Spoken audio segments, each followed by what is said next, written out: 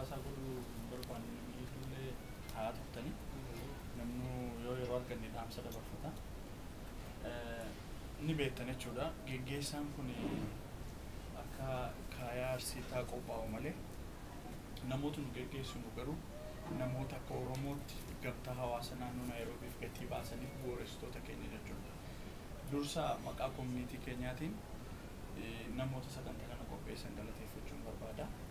Maaliif amalli kun itti fufuu qaba waan ta'eef boorusii warri kaanis irraa barachuu qabu waan ta'eef kanaaf suni qoreen kana qopheessiteef namoonni itti hirmaatan yeroo keessan gumaachitanii qabeenya qabdan gumaachitanii sagantaa kana fakkaatu qopheessuu keessaniif maqaa koominiitiitiin galateeffachuu barbaanna.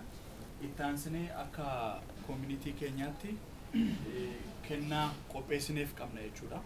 Kennaan kun dhalaa geggeessituu bakka deeman hundumaatti afaan iyyaa dhaammatanii nummoo afaan irra darbinee kan seenaa yaadachuu danda'anii akka jaallan Oromoota biyya alaa jiranittis dhaamsa keenya nuuf fuudhanii sokkaniif dhalaa geggeessituu fi gatii isaan immoo nu wajjiin baasanii tokkummaan gamtaa hawaasa kanaa akka bakka tokkotti dhufee waliin jiraannee har'aanuu geenyu waan keessa baananii beektanii sila akka hawwii diinaa osoo ta'ee namni 21 yoona kana qaallitti jira jechuudha.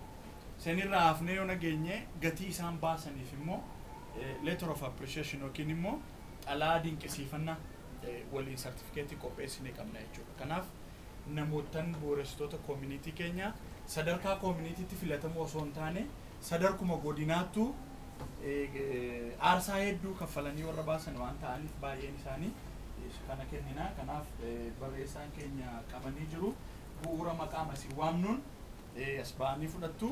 Yoo namoonni nu qopheessineef naannoo kana hin jirre yoo jiraatan bakka bu'oonni fuudhuu ni dandeessu jedhuun barbaada. Kanaaf durataa koominiitii keenya obboonni isaanii gara kanatti affeerra jechuudha isaanii nuu kennanii.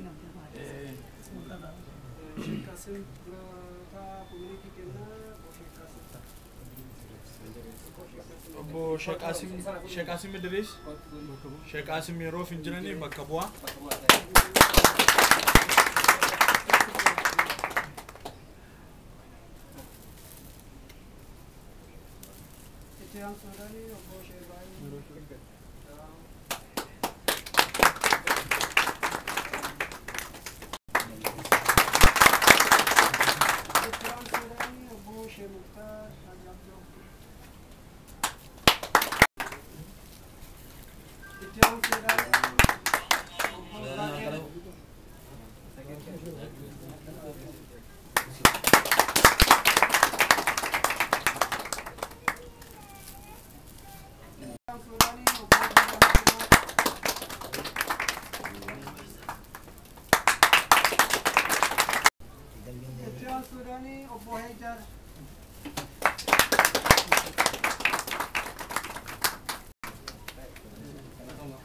Aye galatoma.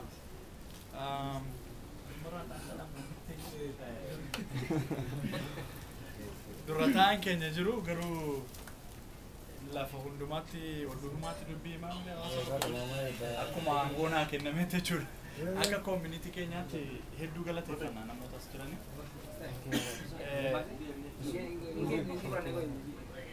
Asaan dheeressu isiniin jedheera. Namni jecha isaan eegne ta'u jecha kiyya eeguu fedha jechuudha. Kanaaf galatoma wanni nu isinitti dhaammannu afaaniin maanguddoon keenya isinii dhaamtetti nummoo dhalaa geggeessituu kanaan isinii dhaammanneerra bakka jirtan hundumaatti fageenya malee yaadaan akka wal bira jiru isinitti himachuu barbaanna. Tokkummaa Oromoo eeguudhaaf asitti ga'ee hedduu taphattaniitu aarsaa hedduu kaffaltaniitu bakka deemtan hundumaatti Oromoon amantii gosummaa ilaalcha siyaasaan osoo waliin qoodin Oromummaatiin tokkummaa isaa tiksatee akka inni deemu shoora akka nu taphattan adaraa isinitti dhaamame jechuudha. Akka koominiitii naannoo kanaatti itti aansinee ammalleen hin jalqabne malee galmaan hin geenye karaarra jira jechuudha. Namni karaarra jiru wayin beelaa wayin dheebotaa wayin dadhabaa gargaarsa barbaada jechuudha. Kanaaf waan qabdaniif yaadaan qabeenyaan tinnisa kamiinuu akka itti kana dhaabbattan isinitti dhaammannaa. Gatiin wajjin baasaa turtaniif hedduu galatooma. Bakka deemtan hundumaatti tokkummaan Oromoo tiksamee akka kaayyoo kaleessaaf namni akka galmaan ga'u garasitti duuleeffatu akka nu taasisan isin gaafannaa. maqaa community keenyaaf maqaa hawaasa baqataa naannoo kanaatiin galatoomaa isiniin jedha.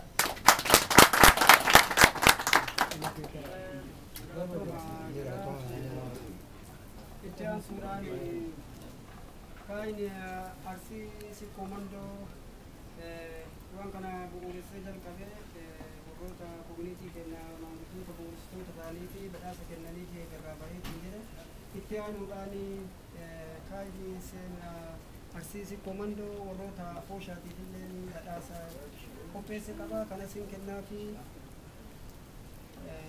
sunis warroonni badhaasa kana kennamuu fi obbo Ibrahim